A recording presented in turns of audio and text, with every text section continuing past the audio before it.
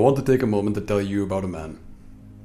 It's 10 degrees outside on a cold winter's day, and he's been up since before the sun was up. Not farming or training for a marathon, but looking up how to make sandwiches online for an 8-year-old.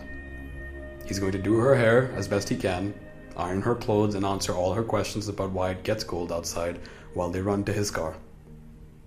Somebody else used to do this for a long time, but from now on it's his job, and he's sworn to be never derelict in his duty. He's going to drive the hour to the other side of the city where the good schools are, drop her off, and proceed to make the 2-hour commute back to Gurgaon so he can get into office on time. He'll work frantically till lunch so he can pick her up with a chocolate in his hand and drive her home and then back to office before anyone notices he's gone, and then work 6 more hours to finish the presentation.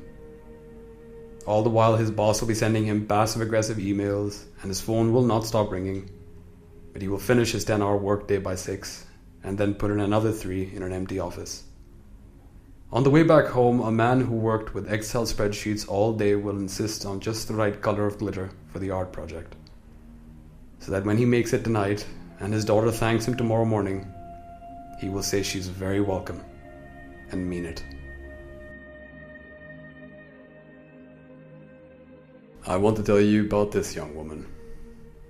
18 years in a small town were filled with her making a promise to herself every day to move to a big city to work and study.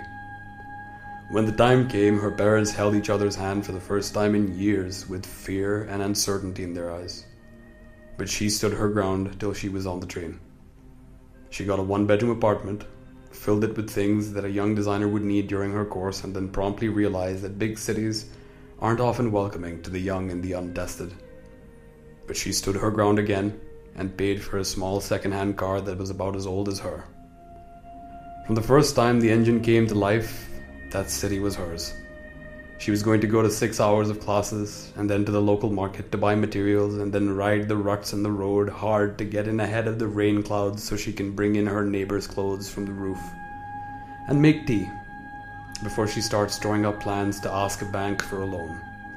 And when it is denied, she will wipe her eyes, drive to her favorite Momo place, and as she asks for the bill, she's going to realize that it's time for her to stand her ground again. I want to tell you about this lady. She still drives the same car she came to her husband's house in just a few years ago. She's going to drive that car today to a part of the city that she's never been to make lunch for an aunt she's never met, just because her mother mentioned to her on the phone the last time they talked that she heard her cousin wasn't doing too well.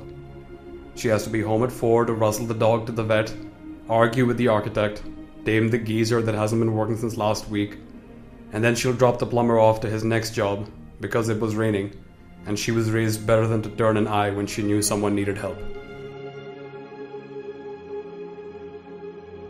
And now I want to talk to you about this man. He's going to work at 6 in the morning, though the shop doesn't open till 9, just so he can get a man's car back to him on time before his daughter has classes. Then he'll spend a 12-hour shift covered in diesel and oil and paint, just to make sure that a wobbly second-hand car never feels like one to a young college student from the same small town as him. And as he shuts shop tonight, he's going to get a call of a breakdown in the rain that he won't palm off on someone else. Though there will be a plumber there, for some reason, giving his 2 cents as our friend works. And tomorrow, he's going to do it all again, with a smile on his face and a black shirt on his back. CarMender, here to be relied on.